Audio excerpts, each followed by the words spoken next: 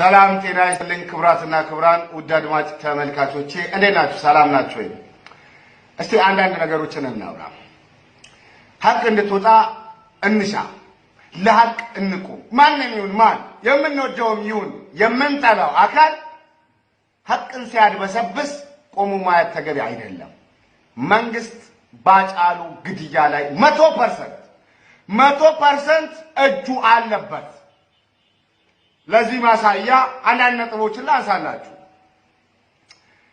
የአርቲስት ሃጫሉ ግድያ ታማኝነት ባለው መልኩ ለምን በመንግስት ግልጽ ምርመራ አልተደረገም? ግልጽ ምርመራ አራሩጠው ለምን ቀበሩት?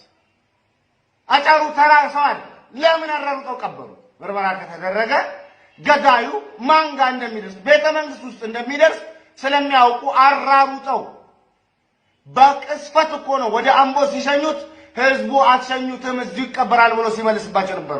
ቢያንስ እኮ 2 ቀን 3 ቀን መቆየት ነበረበት።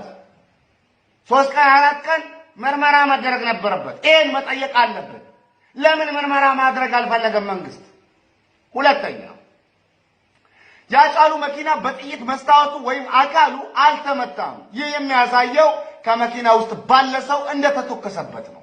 መኪና ውስጥ የነበረችዋ ደግሞ ላምሮት ነች። ላምሮት ከማል ደግሞ የብልጽግና ፓርቲ ቀንደኛ አቀንቃኝ ቤተ መንግስት ውስጥ ቦዲጋርድ ከሆኑ ሰዎች ሰልፊ የምትነሳ የስርዓቱ ቀንደኛ የቅርብ ሰው ነች። በክሱ ሃጫሉን በገደሉ ሰዎች ክስ ውስጥ ላምሮትን አልከተቷትም። ለምን ብለን መጠየቅ አለብን። ለምን ብለን መጠየቅ አለብን። የተተኮሰበት ሽጉጥ እጅግ ዘመናዊ፣ ጥይቱ ሰውነት ውስጥ ከገባ በኋላ እዛው ፈንድቶ ሳይወጣ ቀርቷል። ሃጫሉ ላይ የተተኮሰው ጥይት በጣም እጅግ ዘመናዊ ነው። ሰውነት ውስጥ ገብቶ ሳይወጣ ነው የቀረው፣ እዛው ውስጥ ፈንድቶ። ተሳፋሪ በሚቀመጥበት በቀኝ በኩል ነው የተመታው። እንዴት ተሳፋሪዋ ወይዘሮ ላምሮትን ሳይመታ አልፎ ሃጫሉን መታው? እንዴት? ሃጫሉ የተመታው በዚህ ጋር ነው። ላምሮት የተቀመጠችው እዚህ ጋር ነው። ሃጫሉ የተመታው በዚህ ጋር ነው። ላምሮት የተቀመጠችው በዚህ ጋር ነው። ጥይቱ ላምሮትን ሳይመታ እንዴት ሃጫሉን መታው? ይጠየቅ። ስለዚህ የተወከሰችበት ከውጭ መጣ ቢባል እንኳን ከውጭ ሲመጣ ሃጫሉ ጋር ከመድረሱ በፊት የመኪናውን መስታወት ወይም ደግሞ የመኪናውን በሩን በስቶ መግባት አለበት። በሩን በስቶ ከገባ በኋላ ላምሮትን ይመታል። ከላምሮት በኋላ ነው ሃጫሉ ጋር ሊደርሰው። መንግስት ላምሮትን አሰማርቶ ሃጫሉን አስገድሎታል። 100% እርግጠኛ ሆኜ የምናገረው ነው። ይሄንን እውነት ለማውጣት ግድ መርማሪ ፖሊስ መሆን አይጠበቅብህም። እውነቱ ቁልጭ ብሎ እየታየ ነው። አራተኛ ለአክቲቪስት ስዩም ተሾመ በተገደለ በደቂቃዎች ሃጫሉ ከጃሞ ጀምሮ እየተከታተሉ ሄደው ነው ገላን ላይ የገደሉት በሚል ህዝቡን ማደናገሪያ መረጃ መስጠት ማን ነው የሰጠው? በቅስፈት ነው። ሃጫሉ በተገደለ በቅስፈት ስዩም ተሾመ ህዝቡን ለማደናገር መረጃ ሲያወጣ ነበር። ስዩም ተሾመ አብይ አህመድ ከሚከፍላቸው ፌስቡከሮች አብይ አህመድ በ10 ሺዎች ለሚቆጠሩ ፌስቡከሮች ገንዘብ ከፍሎ ህዝብን ያወናብዳሉ። ከነዛ ውስጥ ግንባር ቀደም $1000 በወር ያገኛሉ። ስዩም ተሾመ የሃጫሉን ግድያ ከመሞቱ በፊት ስዩም ተሾመ ያውቅ ነበር። ዋናው ነጥብ ሃጫሉ የተመታው በግልጽ እየነገርኩ ነው። ሃጫሉ የተመታው በዚህ ጋር አይደለም። ላምሮት የተቀመጠችው በዚህ ጋር በተሳፋሪ ቦታ ገቢና በተሳፋሪ ቦታ ሃጫሉ እየነዳ ከሃጫሉ በኩል ማን ተቀምጣለች? ላምሮት። ሃጫሉ የተመታው ላምሮት በተቀመጠችበት በኩል በዚህ ጋር ነው። በዚህ ጋር አይደለም የተመታው። ኦኬ ላምሮት ካልተወከሰች ላምሮት ካልገደለችው ጥይቱ ከውጭ ከመጣ አንደኛ በሩ መመታት አለበት። በሩ አልተመታም፣ ንጹህ ነው። ሁለተኛ በሩ ተመቶ ደግሞ ላምሮትን መምታት አለበት አጫሉ ጋር ከመድረሱ በፊት።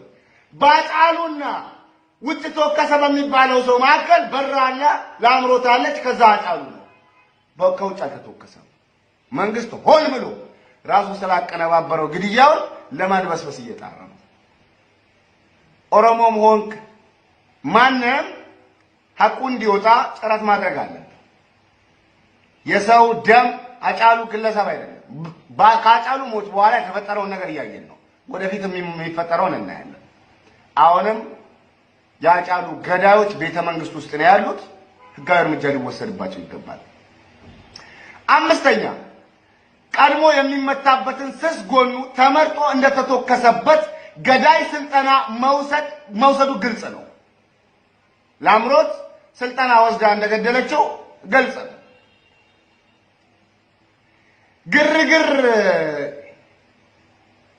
ግርግር የሚቻልበት ቦታ ጉበቱ ግርግር እንዳይፈጠር ጉበቱን ነው የመቱት። ባንዴ እንዲሞት ማለት ነው። ጉበቱ ቦታ ላይ የተመታው ግርግር እንዳይፈጠር ጉበቱ እንዲመታ ተነግሮት እንደነበር ለገዳዩ ግልጽ ነው። ምክንያቱም ባንዴ እንዲሞት ስለተፈለገ ነው ስስ ብልቱ የተመታው አጫሉ። ለጥቅምህ ብለህ ህሊና አንተተ ያጫሉ ሞት ላይ ምትቀጥፍ ወላሂ ነገ አኺራ አለ። ክርስቲያን ኮንክ ነገ ትሞታለህ። ሙስሊምም ኮንሽ ትሞቻለሽ፣ ትሞታለህ። ጥያቄ አለ። ግልጽና ግልጽ አጫሉ መሬት ወርዶ አይደለም የተመታው፣ መኪና ውስጥ ነው የተመታው። መኪና ውስጥ ደግሞ ለመመታት በዚህ ጋር ከሆነ በዚህ ጋር ያለው በር መመታት አለበት። በዚህ ጋር ደግሞ አልተመታም፣ በዚህ ጋር ነው የተመታው። በዚህ ጋር ሲመታም በሩ መመታት አለበት። ወይም ደግሞ አጠገቡ ያለችው ላምሮት መመታት አለባት። ከውጭ የተተወከሰ ከሆነ ላምሮት ነች የገደለችው 100%። መንግስት ለምን እንደሚያድበሰብሰው አብይ አህመድ ባጫሉ ግድያ 100% እጁ ስላለበት ነው ያንን ሁሉ ፓርላማ ላይ ቀርቦ የሚቃዠው የሚቀበጣጥረው።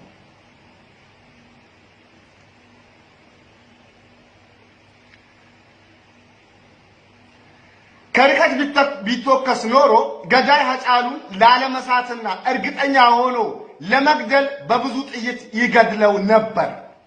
ከሩቅ የሆነ ቢሆን ኖሮ ምናልባት ስቼዋለሁ ብሎ እርግጠኛ ስለማይሆን በአንድ ጥይት በሩቅ የተወከሰ ሰው በአንድ ጥይት እርግጠኛ ነው፣ ደጋግሞ ነው የሚተወከሰው።